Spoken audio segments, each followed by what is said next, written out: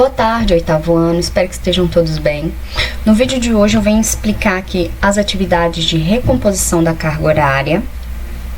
Essa atividade, gente, ela tem como objetivo completar a carga horária anual de 120 horas aulas para ciências. Então, nela tem conteúdos que nós ainda não estudamos, claro, porque eu preciso de completar todo um conteúdo. Então eu trouxe aqui para vocês matérias que nós precisamos ler aí para poder fechar esse oitavo ano de vocês, ok? Então o conteúdo nessa apostila dessa atividade de recomposição, ele contempla os sistemas biológicos. Nosso corpo, gente, ele é formado por diversos sistemas. Cada sistema ele vai envolver órgãos específicos, vão envolver funções específicas para garantir o funcionamento e a manutenção da nossa vida. Então, nós vamos ver aqui alguns desses principais sistemas e as principais características deles.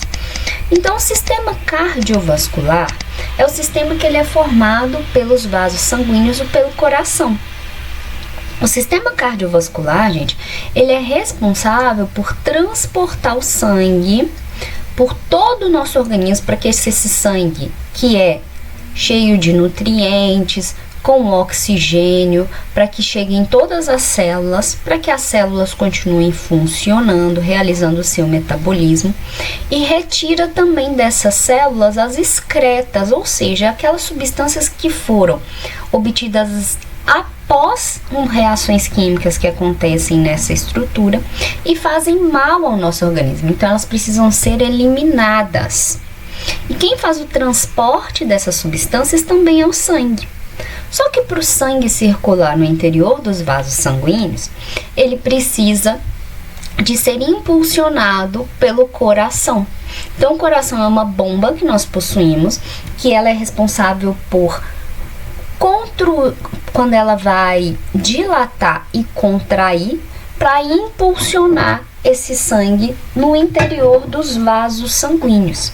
E esses vasos sanguíneos, eles podem ser do tipo artérias, que são os vasos sanguíneos de maior calibre, com paredes mais espessas, que vão conduzir aquele sangue que está saindo do coração, e também os vasos sanguíneos, que já são as veias, que são vasos sanguíneos de menor estrutura, que conduzem o sangue de volta ao coração. Já os capilares, que são vasos sanguíneos bem fininhos que nós temos, elas são essas divisõezinhas das veias. Então as veias elas vão se ramificando em estruturas menores que formam os capilares.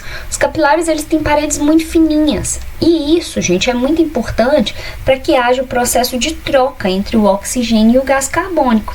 Então, o oxigênio ele entra na corrente, entra no interior das células para fazer essa célula produzir energia através da respiração celular e retira dessa célula o gás carbônico, que foi obtido como produto dessa reação química. Então, os capilares, como eles têm esses vasos sanguíneos bem fininhos, eles permitem que essas moléculas elas passem através da estrutura para chegar até a célula ou para sair da célula. Essas trocas gasosas, como eu acabei de dizer para vocês, elas são responsabilidade do nosso sistema respiratório. Então, o sistema respiratório, ele tem também a participação do sistema cardiovascular, porque vocês vão ver que nenhum sistema biológico nosso funciona sozinho. Todos estão ali dividindo várias tarefas, eles estão trabalhando em conjunto. O nosso sistema respiratório, ele é formado pelas vias respiratórias. Então, a gente tem as narinas, a faringe, que é um canal comum para a passagem do alimento e para o ar. A gente tem a laringe, a traqueia, os brônquios e os bronquíolos. E lá no finalzinho dos bronquíolos tem estruturas chamadas de alvéolos pulmonares, que elas parecem umas bolinhas de sabão.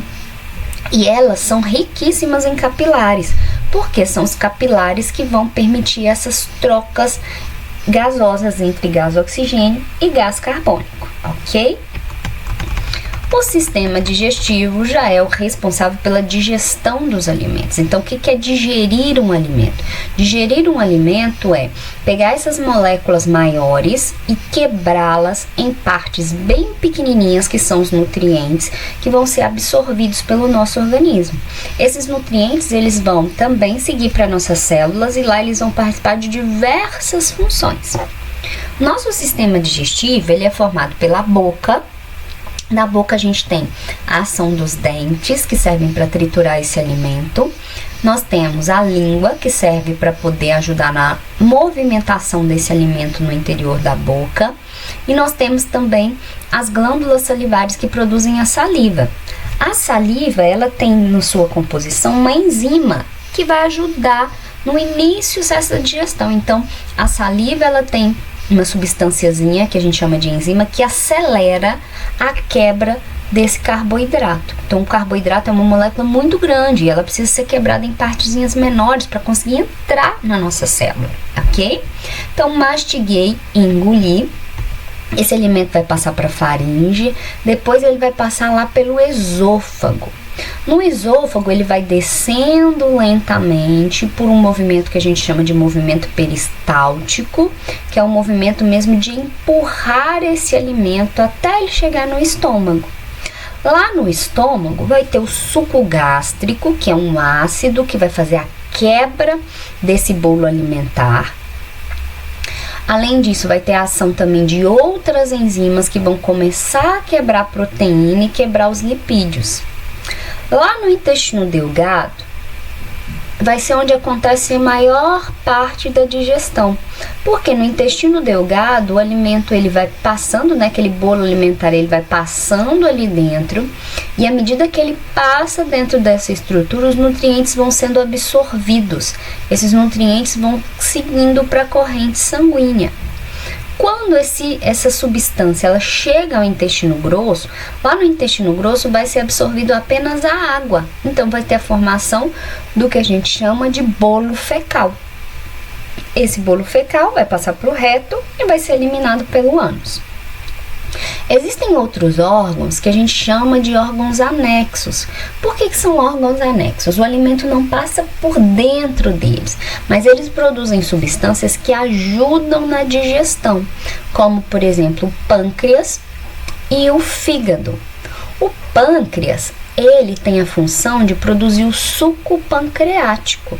O suco pancreático, ele é uma substância que vai neutralizar ali, vai proteger o intestino contra aquela substância ácida que vai sair do estômago.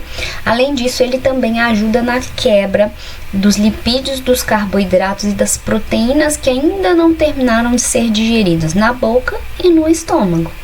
Já a vesícula biliar, né, que está lá dentro do fígado, ela produz a bile. A bile, gente, ela funciona como se fosse um detergente. Então, ela vai participar da quebra dos lipídios, ou seja, da quebra da gordura, tá? Então, nosso sistema digestivo, ele tem uma grande participação de órgãos, é bem completo para poder absorver os nutrientes, para poder fazer nossas células funcionarem.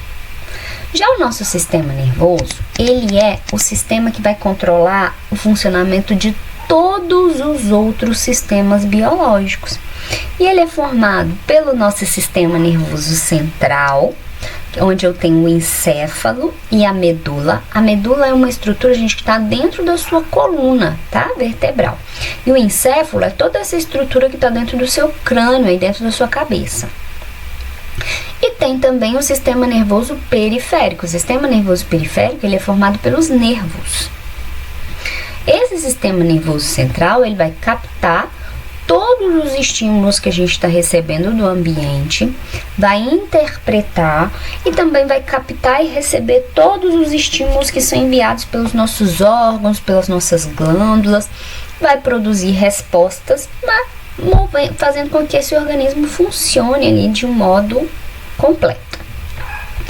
O sistema endócrino já é o sistema que é responsável pelo funcionamento das glândulas. As glândulas, gente, são estruturas que produzem hormônios. Então, lembra lá quando a gente estudou o sistema reprodutivo feminino e masculino, que nós vimos a função da hipófise, dos ovários e dos testículos? Então, esses são exemplos de glândulas. As glândulas, elas produzem hormônios, e os hormônios são substâncias que são usadas também para o funcionamento do nosso corpo. O sistema urinário, ele já é formado pelos rins e pela uretra, pela bexiga, pelos ureteres, e é o sistema responsável pela filtração do sangue. Então, os rins, né, e todo o sistema urinário, ele filtra o sangue, fazendo com que aquelas substâncias que são úteis para o nosso corpo voltem para a corrente sanguínea, e aquelas que não são úteis, elas são eliminadas através da urina. Então, a urina é a eliminação daquelas substâncias que não são úteis para o nosso organismo. O sistema reprodutor, nós já estudamos, né, que é responsável ali pela nossa reprodução. O sistema esquelético, ele é formado pelo nosso esqueleto. O esqueleto tem a função de proteger os nossos órgãos internos e ajudar na locomoção. O sistema muscular, ele forma os músculos, que é responsável aí pelos movimentos, por regular nossa temperatura, por ajudar no fluxo sanguíneo. Já o sistema imunológico, ele é responsável pela defesa do nosso organismo, então ele produz substâncias que vão combater aí esses agentes invasores, como bactérias, vírus, parasitas. O sistema linfático, ele trabalha juntamente com o sistema imunológico e ele também ajuda na proteção das nossas células, proteção do nosso corpo. Além disso, ele é o responsável também pela controle aí da quantidade de líquidos que nós temos no organismo, ok? Bom, então aqui foi só uma introdução. No texto 1, a gente vai falar um pouquinho mais a respeito do sistema respiratório. Então, esse aqui é a imagem do sistema respiratório. Então, no sistema respiratório, ele tem a função de absorver o gás oxigênio que será usado na respiração celular. Então, o ar, ele entra pelas narinas. Aqui dentro das nossas narinas, a gente tem que observar que tem a presença de pelos e é uma região mais úmida. Então, esse ar, ele vai ser filtrado e vai ser aquecido. Ele vai passar pela faringe, vai descer pela laringe, aqui ele passa pelos brônquios e esses brônquios se dividem em bronquíolos e lá na pontinha desses bronquíolos tem os alvéolos pulmonares. Lá nos alvéolos pulmonares vai acontecer a troca gasosa, então vai para as células, né? Entra lá na corrente sanguínea o oxigênio e sai da corrente sanguínea o gás carbônico. Então, toda vez que a gente inspira, estamos levando o oxigênio para a nossa corrente sanguínea. Toda vez que a gente expira, estamos retirando esse oxigênio. Então, tá vendo que esse processo é bem rapidinho. Então, aqui vocês vão explicar a função do sistema respiratório, falar o que é inspiração e expiração. Acabei de mostrar para vocês aqui na prática. De onde provém o gás carbônico que a célula produz? Então, lembra que lá dentro da célula acontece a reação química de respiração celular, onde entra glicose e oxigênio. Essa reação química produz energia para a célula funcionar na forma de ATP e joga e libera gás carbônico e vapor de água. O que é o engasgo? Aqui a trajetória do ar eu já expliquei para vocês. E em qual célula localiza-se a molécula de hemoglobina? Então, vamos lá. Então, primeiro, tá vendo que aqui, nessa estrutura, tem na laringe, né? A laringe é a passagem de ar. Tem aqui a epiglote. A epiglote, gente, é um canalzinho que ela fica abrindo e fechando essa entrada da laringe para evitar que entre aqui qualquer outra substância que não seja ar. Então, quando a gente engasga, é porque essa epiglote não conseguiu fechar a laringe. Então, entrou aqui dentro saliva ou alguma partícula de alimento que faz com que a gente engasgue. Então, o engasgo, você tosse, que é um reflexo automático, que tem como objetivo retirar aquele corpo estranho que entrou aqui na sua laringe, ok? Para evitar que ele chegue até a traqueia. Agora, essa molécula de oxigênio, que é utilizada para fazer respiração celular, ela é transportada pelos nossos glóbulos vermelhos, que são as nossas hemácias. Os glóbulos vermelhos, eles têm uma proteína específica para transportar o oxigênio, que é como se fosse lá o lugarzinho onde o oxigênio vai se fixar. Essa estrutura, essa proteína, ela se chama hemoglobina.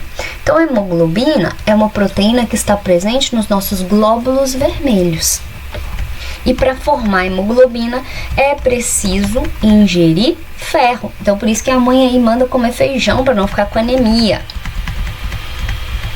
O sistema digestivo nós já falamos, né? Que ele tem a função ali de quebrar os alimentos em partículas menores para que sejam absorvidos pela nossa circulação sanguínea. Então, toda vez que eu como, esse alimento passa pela boca, pelo esôfago, chega no meu estômago. Quando ele vai para o intestino delgado, ele recebe os sucos produzidos pela vesícula biliar, que é a bile, e produzido pelo pâncreas, que é o suco pancreático. Então, aqui completa a digestão do alimento. Então, o alimento termina de ser quebrado em partículas menores. Logo em seguida, ele vai para o intestino grosso, onde acontece ali a absorção da água e a formação do bolo fecal. Então, as fezes, elas vão passar aqui pelo reto, vão ser eliminadas pelo ânus. Então, aqui já falamos para que serve a digestão e quais substâncias são ingeridas na boca. Então, a boca é onde começa a digestão dos alimentos. Na boca começa-se a quebra do carboidrato. Lá no estômago começa a quebrar as proteínas e lá no intestino delgado é onde finaliza a digestão de todos os nutrientes, então dos carboidratos, das proteínas e dos lipídios. A língua eu já falei lá no início para vocês para que serve, já falei também o que são movimentos peristálticos. E aqui agora, o pâncreas e o fígado são células anexas do sistema digestório humano. Entre as funções do fígado, destaca-se a capacidade de produção de uma substância que atua emulsificando gorduras. Então, já falei o nome dessa substância que parece como detergente, né? Caso o indivíduo tenha que retirar a vesícula biliar, a digestão de qual nutriente ficará prejudicado? Então, já dei a resposta para vocês. Vamos ver se vocês pegaram aí a dica que eu dei. Número 6. O sistema digestório é formado por diversos órgãos que atuam juntos para conseguir retirar dos alimentos as substâncias necessárias para o corpo. O amido só pode ser aproveitado após ser quebrado em partículas menores. Amido, gente, só um exemplo, tá? Para vocês conseguirem responder. Uma dica. O amido, ele é um tipo de carboidrato. O intestino grosso é um órgão de aproximadamente 50 centímetros de comprimento e 7 centímetros de diâmetro. Pode ser dividido em seco, colo e reto. Esse órgão está relacionado com... Então, aqui você vai marcar a alternativa correta.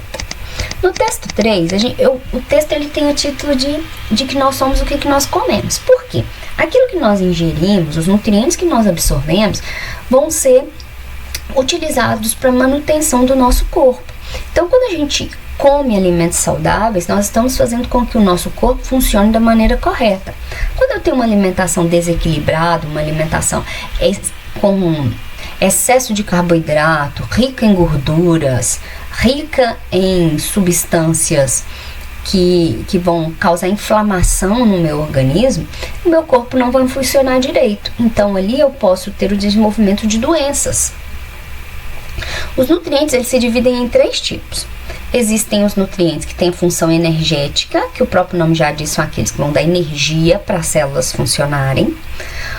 Os nutrientes com função plástica, que são aqueles nutrientes que vão ajudar na construção construção do nosso corpo. Então, por exemplo, uma célula foi danificada, eu preciso construir uma nova célula, eu preciso dos nutrientes do tipo plástico. E os nutrientes reguladores são aqueles que vão regular, né, o próprio nome já diz, as atividades do nosso organismo. Então, a gente tem como nutrientes plásticos aí as proteínas. Como alimentos energéticos, nós temos os carboidratos. Os lipídios, eles têm a função energética e plástica. Os sais minerais e as vitaminas, eles têm funções reguladoras, assim como as fibras da dieta, ok? Então, depois de analisar essa tabela, vocês vão responder essas 4 perguntinhas. Qual o nome do processo pelo qual uma célula humana consegue utilizar a energia contida nos nutrientes? Como que chama aquela lá que produz energia e libera gás carbônico, que eu já expliquei. 2. Durante uma aula sobre a função dos nutrientes no corpo humano, um aluno afirmou que açúcar é energia. O termo açúcar é o nome genérico que demos a qual tipo de nutriente? Então, qual é o nome correto do nutriente que se transforma em açúcar, ou seja, que se transforma em glicose? 3. Por que a mistura entre arroz e feijão é necessária para a nossa alimentação? Será o que tem no arroz e o que tem no feijão que faz com que seja uma mistura tão importante para a manutenção do nosso corpo?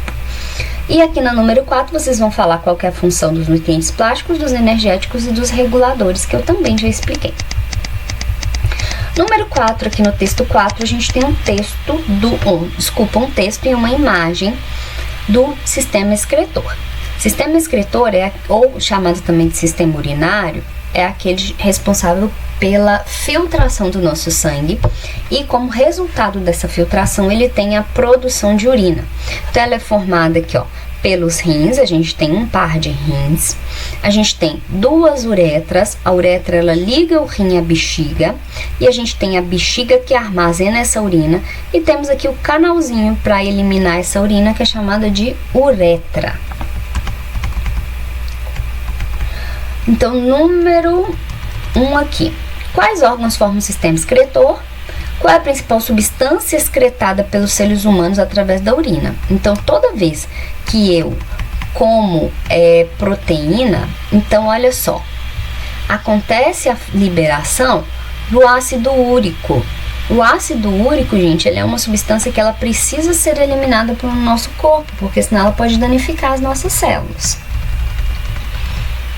A número 3 vai falar qual que é a importância dos néfrons. Os néfrons são as estruturas que são bem fininhas e são elas que fazem a filtração do nosso sangue.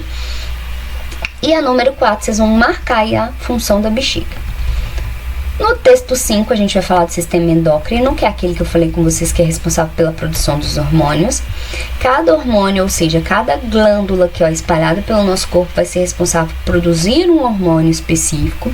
E cada hormônio tem uma função no funcionamento do nosso corpo, tá?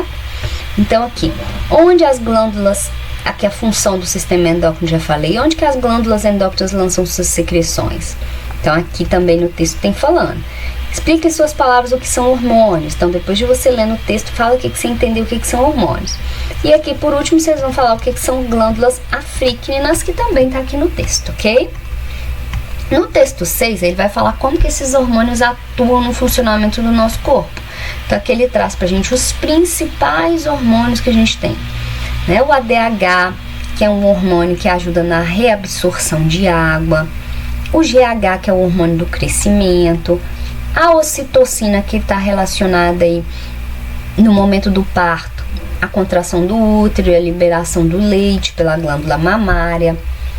Os hormônios tiroxina e triiodotiroxina, eles são produzidos pela tireoide, estão relacionados aí no funcionamento do nosso metabolismo. Então, pessoas que têm baixa ou excesso de produção desses hormônios podem desenvolver doenças como, se tem baixa produção, vai produzir o hipotireoidismo. Se ele tem excesso de produção, vai produzir o hipertireoidismo. Nenhuma dessas duas é bom, tá, gente? O legal é o corpo manter uma produção correta ali de hormônios. Os paratormônios, que é o hormônio que está produzido numa glândulazinha que está ligada à tireoide aqui no pescoço, que ele é responsável ali por absorver esse cálcio dos ossos e liberar parte deles na corrente sanguínea para fazer o nosso organismo funcionar bonitinho. A adrenalina, que está produzida em umas glândulas que ficam em cima dos nossos rins, que são as glândulas suprarrenais, são responsáveis por preparar o nosso corpo para a luta ou fuga. A insulina, que é produzida pelo pâncreas, e ela é responsável por guardar a glicose nas células. Então, a pessoa que não tem o pâncreas funcionando direitinho para produzir insulina, ela pode desenvolver diabetes. Então, a diabetes é uma doença decorrente à falta de produção de insulina pelos pâncreas. O glucagon, que é um outro hormônio produzido pelo pâncreas. Então, olha só, o pâncreas produz insulina, glucagon e também produz suco pancreático. Então, o pâncreas, ele é uma glândula mista, que ele tem um funcionamento aí, participa do funcionamento do sistema digestivo e do sistema endócrino, tá? O que o glucagon faz? O glucagon, ele funciona de uma maneira oposta, vamos falar assim, que é uma maneira oposta da insulina. Por quê? Quando a gente ingere um alimento, a gente está com alta quantidade de glicose no sangue. O que a insulina faz? A insulina vem, gruda ali na membrana, né? Tem lá na membrana da célula tem um receptor de insulina, e quando ele gruda aqui na membrana, abre um canalzinho e a insulina entra na célula. Agora, quando a gente está muito tempo sem se alimentar, estamos com uma baixa quantidade de insulina aqui na corrente sanguínea, o que o glucagon faz? O glucagon vai lá nas células do pâncreas, que guardou aquela insulina, sabe? O fígado, ele guarda a insulina que está sobrando. Então, ele transforma essa insulina que sobrou, ou seja, que não cabe mais aqui dentro das células, ele transforma em glicogênio e guarda para quando a gente for precisar. É aquele famosa frase, quem guarda tem. Então, quando diminui a quantidade de glicose no sangue, o corpo precisa de mais glicose para fazer as células funcionarem, o glucagon, ele vai lá no fígado e retira aquela glicose que está armazenada na forma de glicogênio e joga na corrente sanguínea de novo. Aí vem a insulina e guarda essa glicose nas células. Então, o tempo inteiro está acontecendo esse processo, tá? Aqui, eles vão falar o que são doenças endócrinas, que são aquelas doenças, né, que são decorrentes ao mau funcionamento das glândulas endócrinas, ou seja, uma alteração na produção dos hormônios. Diabetes, que a gente já falou aqui. A diferença de hipo e hipertiroidismo também já comentei com vocês. Número 3, o gigantismo e o nanismo são alterações no crescimento. Se é alteração no crescimento, será qual hormônio que está faltando? Qual que é a glândula que produz? Também tem no texto, tá, pessoal? A número 4, a ocitocina e a prolactina para gestantes. Então, por que será que a ocitocina é importante? Lembra que eu falei? A prolactina, ela já é um hormônio que vai produzir o leite. Será por que ela é importante também na gestante? E qual que é o hormônio que prepara o nosso corpo para a luta ou para a fuga? Também já falamos, né? Então, a número 6... você vai falar a respeito aqui da ação do ADH, que é um hormônio antidiurético, ou seja, ele faz com que o seu corpo reabsorva aquela água que é necessária. A água que não é mais necessária, joga fora, sai na forma de urina, tá?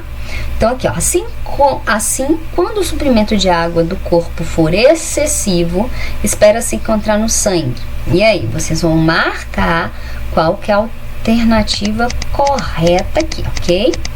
Na número 7, considere as seguintes funções do sistema endócrino: controle do metabolismo de açúcar, preparação do corpo para situações de emergência, que é aquela situação de luta ou fuga, e controle de outras glândulas endócrinas, ou seja, aquela que é a glândula mãe que controla todo mundo. Então aí vocês vão falar de quais glândulas nós estamos correspondendo, vai marcar aqui a alternativa correta. Número 9, se analisarmos o sangue de uma pessoa em situação de perigo ou de emergência, no momento de raiva ou de susto, podemos identificar o aumento de qual hormônio? Então, qual hormônio que é liberado aí nesse momento aí? Quando você pegou essa apostila e viu esse monte de atividades, qual foi o hormônio que você liberou? E número 9, pesquisador, após extrair as glândulas paratireoide de macacos, observou que esses animais passam a sofrer alteração no metabolismo do... Então, qual nutriente? Você vai marcar também. Lembra lá qual que é a função do paratormônio e qual nutriente pode ter sido prejudicado a absorção. Então eu coloquei para vocês também todos esses videoaulas aqui, tá? Que podem ajudar a compreender melhor o conteúdo. Mas qualquer dúvida que vocês tiverem, vocês podem entrar em contato comigo pelo WhatsApp, ok? Então, gente, fique com Deus, um beijo e até o nosso próximo encontro. Tchau, tchau.